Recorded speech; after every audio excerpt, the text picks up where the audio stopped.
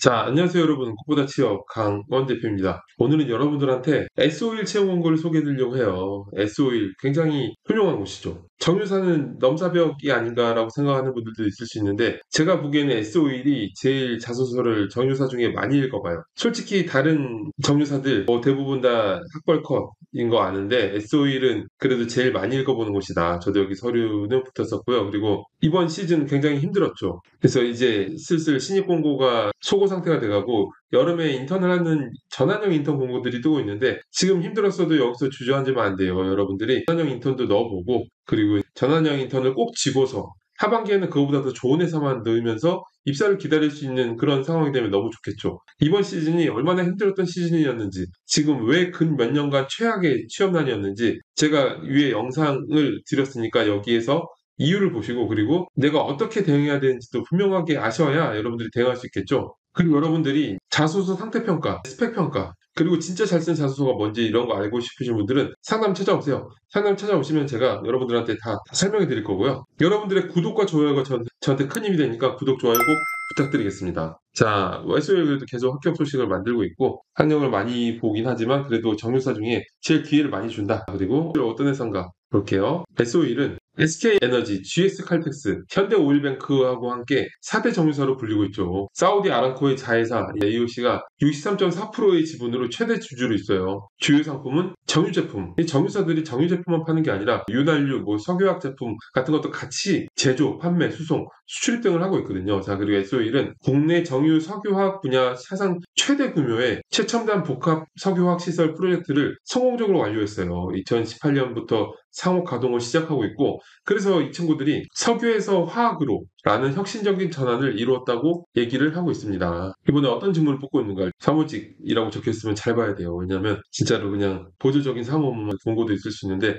여기는 그게 아니죠. 일단 조심해야 될 워딩은 맞는데 SOL이 그럴 리는 없고 자 경영 전략, 경영 지원, 영업 마케팅, 재무, 수급 다양한 직무로 채용이 진행되고 있어요. 그리고 사무직 엔지니어가 또 아래 있죠. 공정, 설비 기술, 사무직, 공장이 있는데 공장에서 경영 지원, 인사, 총무 대외 업무 같은 것도 하고 있죠. 그리고 이제 인턴십 프로그램이기 때문에 인턴 기간이 7월 29일부터 8월 23일까지예요. 그리고 최종 평가를 하게 됩니다. 2025년 1월 초. 정규직 전환이 이래서 여름에 하면 좋죠. 내가 전환이 확정된 다음에 하반기에는 더 좋은 기업만 넣어보면서 입사를 기다리면서 열심히 놀 수 있잖아요. 뭔가 합격해놓고 노는 느낌 굉장히 좋으니까 이번 SOL뿐만 아니라 이번 여름에 뜨는 전환형 인턴들 꼭 놓치지 말고 넣으셔야 되고요. 지원 기한은 6월 6일 목요일까지니까 잊지 마세요. 23시 59분까지. 자, 자소서를 보도록 할게요. 자, 첫 번째 항목. SOL에 지원한 이유와 자신의 특성, 장점이 회사 및 회사 생활을 하는 데 있어 어떻게 기여할 수 있는지 작성을 하는 건데 이거는 700자, 작년에는 500자였는데 작년하고 자소서가 많이 비슷해요. 항목이 근데 조금씩 다른데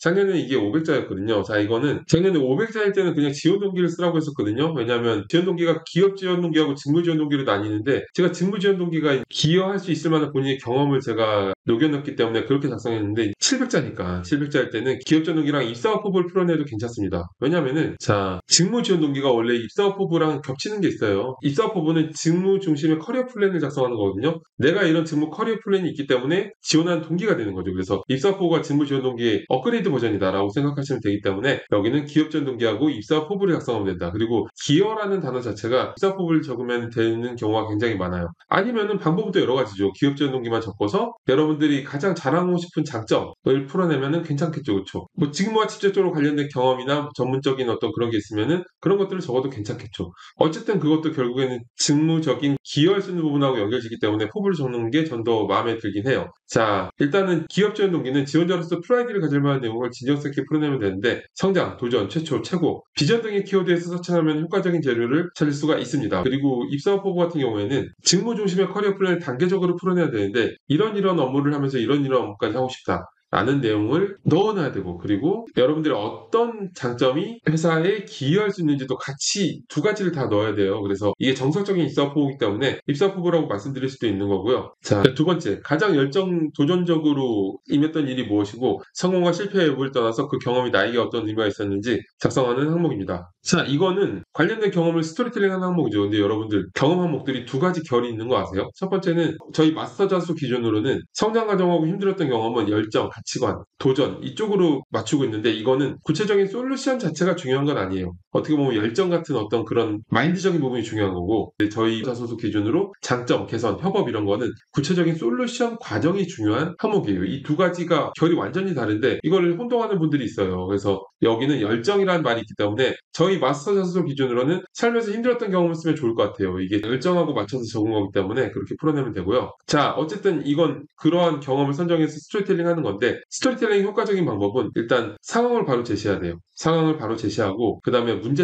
문제점을 명확하게 풀어내야 되거든요. 왜냐하면 시청자, 독자 관객, 체험 담당자 어쨌든 모든 스토리에 있어서 보는 사람이 읽는 사람이 주인공의 상황에 흡입되는 순간은 정확하게 주인공이 어떤 시련을 겪을 때 문제점이 생겼을 때거든요. 그래서 문제점을 공감되도록 흡입력 있게 작성하는 게 굉장히 중요하고 그리고 해당 문제를 겪으면서 발휘한 역량의 순으로 풀어내는 것인데 과정을 구체적으로 작성해야 돼요. 이거 상황 제시하고 문제점만 절반 이상 쓰는 친구들이 있어. 여러분들이 풀어내는 과정을 구체적으로 작성해야 되고요. 왜 스토리텔링을 해야 되냐면 스토리텔링을 하지 않으면 경험을 나열하는 식으로 풀을처럼 써버리면은 이거는 읽어보기가 힘들어요. 이건 어떻게 읽겠어요? 외우면서 봐야 되거든요. 정말 잘못 쓴 자소서의 유형이 경험을 나열하는 프로젝트 보고서, 성과 보고서처럼 쓰는 거예요. 스토리를 넣어서 한 호흡에 읽히도록 흡입력 있게 만들어야 되겠죠. 세 번째는 지원 직무와 관련하여 가장 중요한 역량은 무엇이라고 생각하고 해당 역량을 개발하기 위해서 어떤 노력을 했는지 작성하는 항목입니다. 이런 항목이 있기 때문에 1번 항목은 어떤 역량을 따로 강점을 설명하기보다는 기여란 단어까지 있으니까 입사업 후보를 적는 게 맞다고 생각을 더 확고하게 하는 거고요. 자, 일단은 여러분들이 직무 수행에 필요한 역량이 뭐가 있을까요? 일단은 직무 수행에 필요한 역량은 두 가지로 나눌 수 있어요. 우선돼야 되는 건 당연히 직접적으로 필요한 전문성이죠. 이거는 스토리를 적는 항목이 아니라